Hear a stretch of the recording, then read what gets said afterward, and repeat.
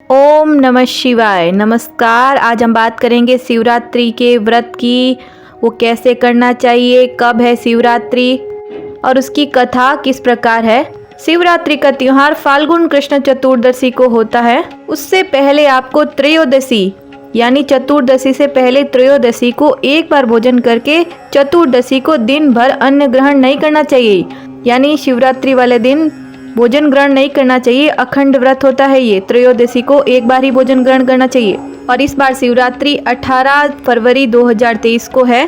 शिवरात्रि वाले दिन आप दिन भर निराहार रहकर रात्रि में विधिवत शिव पूजन करना भी बेहद जरूरी है।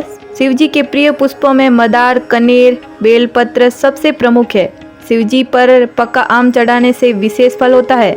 शिवलिंग पर चढ़ाए गए पुष्प, फल तथा जल को ग्रहण नहीं करना चाहिए।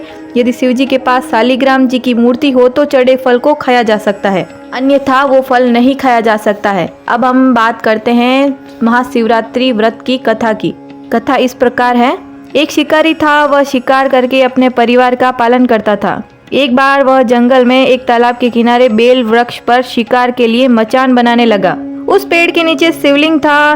पेड़ के पत्ते मचान बनाते समय शिवलिंग पर गिरे। इस प्रकार दिन भर भूखे रहने से शिकारी का व्रत भी हो गया और शिवलिंग पर बेलपत्र भी चढ़ गए। उसी समय गर्भिणी हिरणी तालाब पर पानी पीने निकली। शिकारी ने उसे देख मारना चाहा। तब वह हिरणी दीनता पूर्वक बोली, मैं गर्भवती हूँ। मैं बच्चे को जन्म देकर शीघ्र ही तुम्हारे सामने उपस्थित हो जाऊंगी। शिकारी ने उसे छोड़ दिया। कुछ देर बाद एक दूसरी हिरणी उधर से निकली। शिकारी ने फिर धनुष पर बाण चढ़ाया। हिरणी बोली, हे व्याघ्रराज, मैं थोड़ी देर पहले ऋतु से निवृत्त हुई हूँ। अपने पति से मिलने पर शीघ्र तुम्हारे पास लौट आऊंगी। शिकारी ने उसे भी छोड़ दिया। रात्रि के अंतिम पहर में एक मृगी अपने बच्चों के साथ उधर से निकली। शिकारी ने शिकार हेतु धनुष पर बाण चढ़ाया। तब वह मृगी बोली, मैं इन बच्चों को इनके पिता के पास छोड़ आऊं, तब आप मुझे मार डालना। शिकारी को उस पर भी दया आ गई और उसे छोड़ दिया। सुबह हुई। एक हिरण आता दिखाई दिया।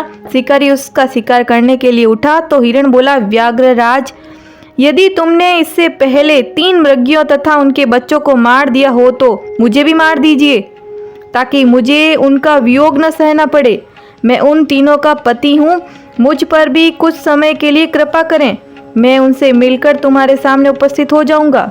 मृग की बात सुनकर रात की सारी घटनाएं उसने मृगी को बता दी। उपवास, रात्रि जागरण तथा शिवलिंग पर बेलपत्र चढ़ने से उसमें भगवत भक्ति का जागरण हो गया। उसने मृग को भी छोड़ दिया। उसका हृदय पवित्र हो गया। अपने पूर्व कर्मों को याद करके वह पश्चाताप करने लगा। थोड़ी देर बाद हिरण सब परिवार शिकारी के सामने उपस्थित हो गए। जंगली पशुओं की सत्य प्रियता, सात्विकता एवं सामूहिक प्रेम भावना को देखकर उसे अपने पर बड़ी ग्लानि हुई। उसके नेत्रों से आंसुओं की झड़ी लग गई। उसने हिरण को मुक्त कर दिया। देवताओं ने आकाश से उस पर पुष्प वर्षा की। शिकारी परिवार सहित मोक्ष को प्राप्त हो गया। आंसू शिवलिंग पर गिर रहे थे। सिर्फ इतने से ही शिवजी अति प्रसन्न हो गए। शिवरात्रि को जो मनुष्य शिवजी पर बिल्व पत्र चढ़ाता है, पूजा करता है, वह व्रत करता है, उससे शिवजी अति प्रसन्न होते हैं और मोक्ष देते हैं।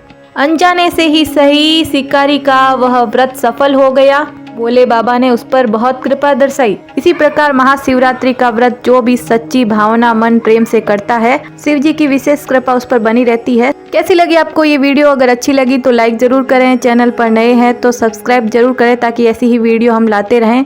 और कमेंट बॉक्स में ओम नमः शिवाय का जयकारा जरूर लगाएं। हर हर शंभो।